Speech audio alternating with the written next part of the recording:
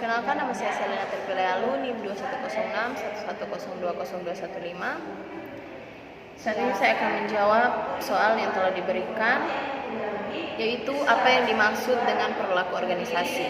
Perilaku organisasi adalah merupakan ilmu tentang perilaku tiap individu dan kelompok, serta pengaruh tiap individu dan kelompok terhadap organisasi, maupun perilaku interaksi antara individu dengan individu, individu dengan kelompok, dan kelompok dengan kelompok dalam organisasi demi kemanfaatan suatu organisasi. Jelaskan pengertian perilaku organisasi menurut para ahli. Menurut Stephen P. Robbins dan Timothy A. Judge 2008, perilaku organisasi adalah bidang studi yang menyelidiki pengaruh yang dimiliki oleh individu, kelompok, dan struktur terhadap perilaku dalam organisasi, yang bertujuan menerapkan ilmu pengetahuan semacam ini guna meningkatkan keefektifan suatu perusahaan.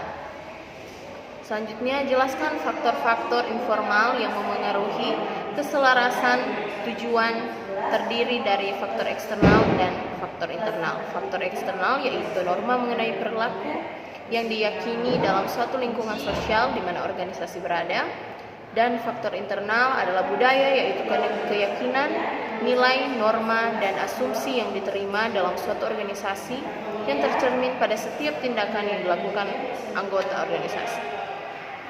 Selanjutnya, jelaskan pengertian sistem pengendalian formal. Sistem pengendalian formal adalah aspek-aspek yang berkaitan dengan proses informal seperti etos kerja, gaya manajemen, dan budaya yang melingkupi, karena untuk menjalankan strategi organisasi secara efektif, mekanisme formal harus berjalan seiring dengan mekanisme informal. Selanjutnya, jelaskan pengertian sistem pengendalian informal. Sistem pengendalian informal adalah sistem yang berdimensi berhubungan antar pribadi yang tidak ditunjukkan dalam sistem formal. Jelaskan pengertian fungsi dan tujuan dari controller. Controller merupakan pejabat yang bertanggung jawab atas rancangan dan operasi sistem sebuah organisasi.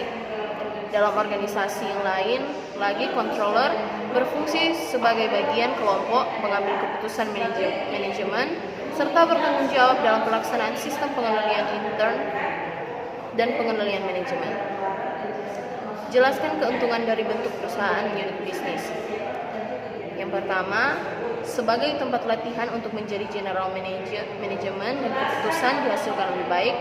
Yang kedua, oleh karena itu bisnis sangat dekat dengan pasar bagi produk-produknya dari kantor pusat, maka para manajer unit bisnis biasa membuat keputusan-keputusan produksi dan pemasaran lebih masuk akal daripada yang diputuskan oleh kantor pusat dan unit bisnis ini, dan unit bisnis ini pun bisa memberikan reaksi terhadap ancaman-ancaman atau peluang baru secara cepat.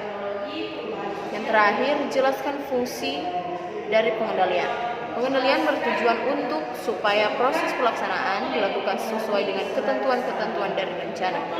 Melakukan tindakan perbaikan atau korektif jika terdapat penyimpangan, yaitu deviasi, supaya tujuan yang dihasilkan sesuai dengan rencananya. Terima kasih.